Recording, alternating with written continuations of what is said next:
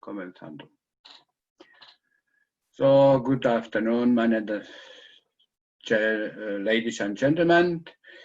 We are going to produce the presentation in English language for the European Constitution adopted by the citizens.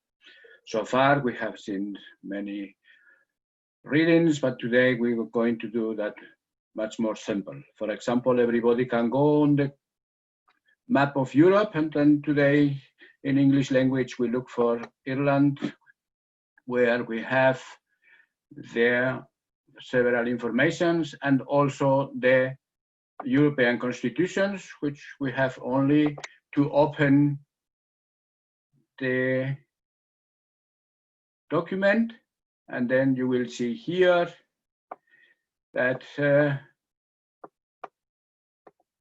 we can start and then read all this, and then we will have an idea how we want to develop the European Constitution adopted by the citizens on behalf of the European Parliament.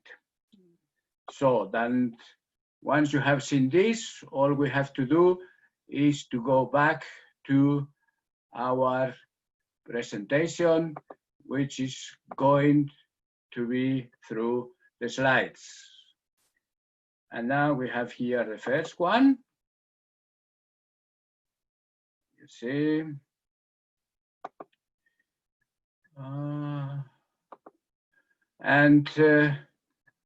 The first diapositive slide is said Rethinking and Reaching Europe, proposals for a refounding of the European Union.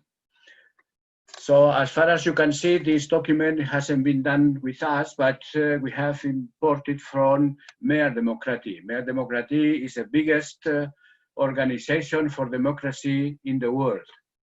So therefore, we have only to work it and to present it on workshops, or for example, today. And what does it say? It says that the new Europe, democratic, lean, and decentralized. Despite the conflicting interests that may exist in our daily lives, we, the citizens of Europe, share many common tasks and issues. Therefore, we wish to commonly find solutions and to be able to help each other. We all live in the same house, our European house. Therefore, we have to talk to each other about the construction plan for this house. The construction plan consists of the basic principles and values and institutional and procedural rules according to which democracy on European level should work. A redesign process of the European Union will be only succeed if it differs significantly from the path followed so far. We will need to discuss a redistribution of power between the four political levels: municipalities, regions, nations, states, and EU. The objective must be to transfer competencies back to levels closer to the citizens. We see both the EU and the nation states have duties in this decentralization process. The power accumulated at the EU level requires stricter legitimations than before. We therefore propose the following pillars for our European house. And the first pillar says, EU Constitution adopted by the citizens. The weight, density, and frequency of decisions being made on the European level that have a massive influence on our lives require political power at EU level within an EU constitution to be better legitimized than today. A citizen conviction as the builder of the new European Union. The new European is more than union of governments too reluctant to surrender their power. The new EU requires a larger political mobilizations of citizens, civil society, parties, and parliaments, and a wide-ranging political debate with a possibility for the citizens to get involved. The citizens would have the final say. in a Europe-wide ballot.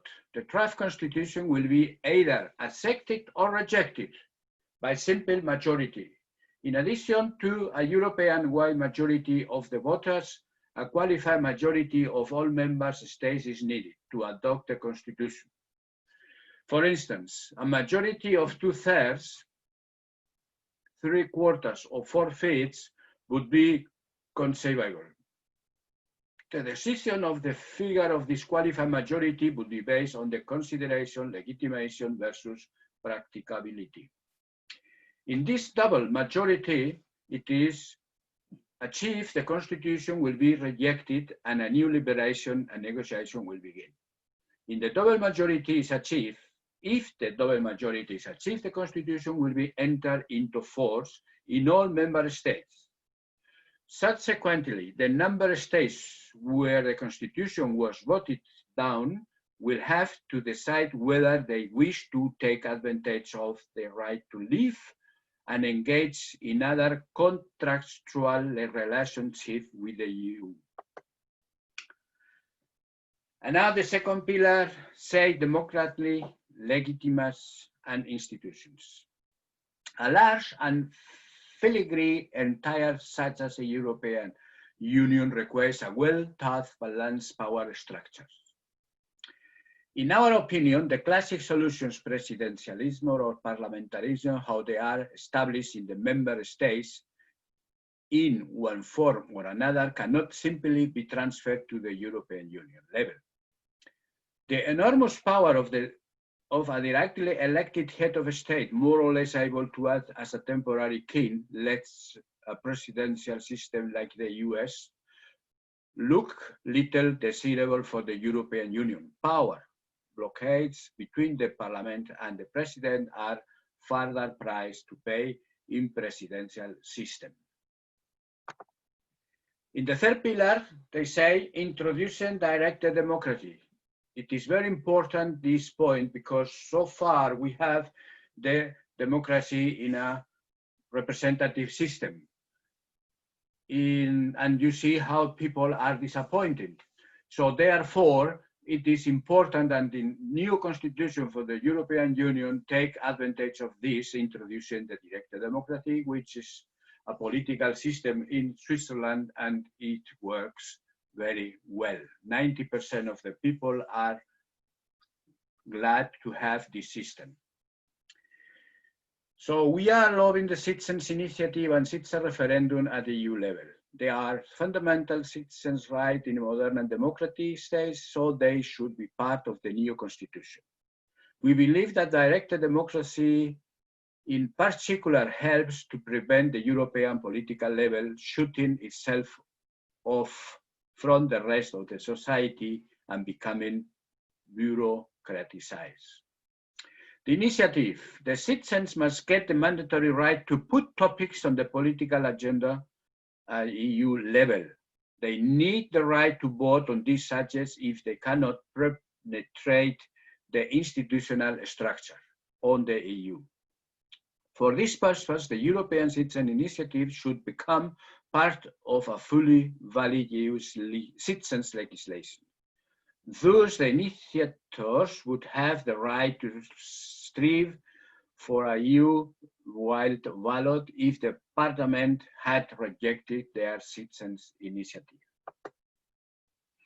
And now the referendum. The referendum is also a matter which is not very well understood. The referendum in the direct democracy, it is very important. Otherwise, they could be work out a system. On the other hand, in our the representative democracy, it is usually very bad because in the end, people are cheated because they don't have the information, or the information they become is really not the very truth, but interest that other parties in the referendum are telling people, and they are very bad informed. So therefore, let's part as the referendum is very important for direct democracy. The citizens should retain the final say in the legislative process. In a minimum number of citizens demand a facultative EU referendum, a law decided by the EU Parliament will be put in a ballot. I will only enter into force if the citizens approve in the EU-wide vote. A third of the nation states should also be given this opportunity. It should be compulsory for constitutional amendments to be put on the vote in a EU citizens referendum, compulsory EU referendum. The double majority. For EU-wide citizens decisions, the principles of double majority applies. Thus, in addition to a majority of the votes, a qualified majority of the states must be reached for a referendum and or public vote to be valid. And to the fourth pillar, decentralization and regionalizations. Here, for example, we could have avoided the problem of Spain with Catalonia, where they wanted to become independent. But this is something that is not previously written on the Spanish Constitution, and therefore is no way to do that. Indeed. Therefore, if in the future EU constitutions and regions like Catalonia or Bayer or Brittany or Corse, whatever it is, then there would be the possibility to split from the state, but remaining in the EU, which is the most important thing. Such a large entity like the European Union, comprising more than 30 peoples, almost as many number states, countless regions, and diverse languages, dialects, and cultures, should be as decentralized as possible. An institutional structure of one type. The new euro cannot be a nation state. To us, decentralization as a fundamental principle of the structure of the state means that the competence are located at the levels on which they are best processed and managed.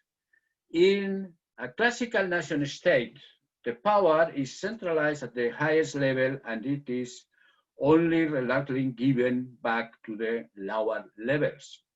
A joint venture Europe, a joint Europe must be an individual construct, which consistently develops from the citizens with a decentralized structure. Switzerland and as well as the extensive municipality democracy in the Scandinavian are the most appropriate models for this. The voluntary and cooperation and withdrawal. The growing political cooperation between the European states should be voluntary. Thus, it will be possible that only some of the member states can develop a joint policy in certain areas they agree upon. Consequently, when such a policy comes before the Euro Parliament, only members of Parliament from the states involved will vote. For instance, if a law concerns the Euro or the Schengen region, all non-Euro or non-Schengen states would only have the advisory function. Member states should have the right to leave the new European Union at any time if majority of their citizens demands this in a public referendum. Agreements or constitutions without the right to leave are undesirable from democratic perspective. We understand decentralization in a way that allows any administrative unit, municipalities, country, region, states, to separate from a superordinate unit through a citizens' initiative and a citizens' referendum. If applicable, they may merge with another administration's unit. And so, ladies and gentlemen, now we have finished, but we have here the information where you can take notice and telling us where you want to make a presentation and we facilitate the infrastructure.